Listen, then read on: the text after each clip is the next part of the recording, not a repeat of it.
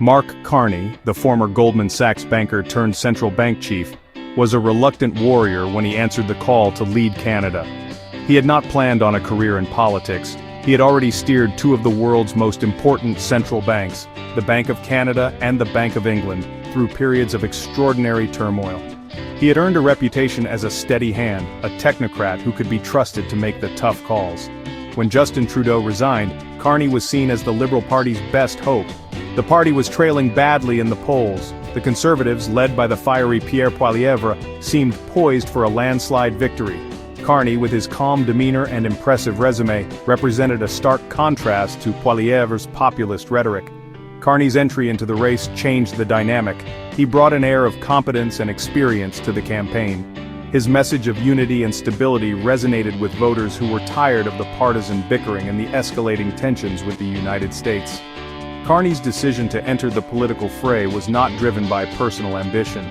He saw it as a duty, an obligation to serve his country at a time of need.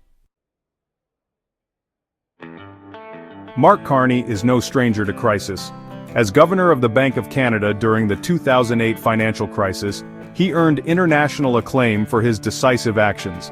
He slashed interest rates, provided liquidity to the banking system, and implemented a series of unconventional measures that helped Canada weather the storm better than most developed economies. His success in Canada caught the eye of British Prime Minister David Cameron, who tapped Carney to lead the Bank of England in 2013. Carney's tenure at the helm of the Old Lady of Threadneedle Street was marked by another series of challenges, most notably the UK's decision to leave the European Union. Carney's calm and measured approach to these crises stood in stark contrast to the often chaotic political landscape.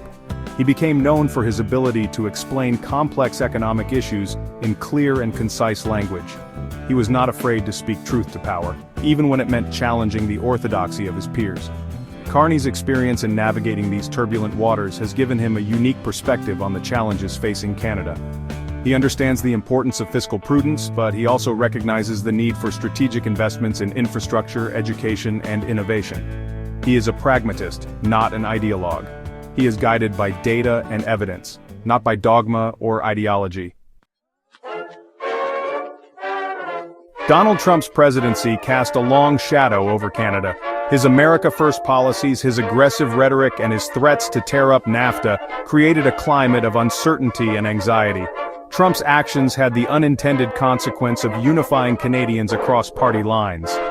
Trump's attacks on Canada, often perceived as arbitrary and unfair, struck a nerve with Canadians. His dismissive attitude towards long-standing alliances and his willingness to disregard international norms shook Canada's sense of security and its place in the world. The Liberal Party, initially slow to grasp the depth of Canadian resentment towards Trump, found its voice under Carney. He recognized that Canadians were looking for a leader who would stand up to Trump and defend Canadian interests. Carney, with his experience on the world stage and his deep understanding of global economics, was uniquely positioned to challenge Trump. Carney's message resonated with Canadians. He promised to defend Canadian values, protect Canadian jobs, and stand up for Canadian interests on the world stage. He offered a stark contrast to Poilievre, who struggled to articulate a clear and consistent position on Trump.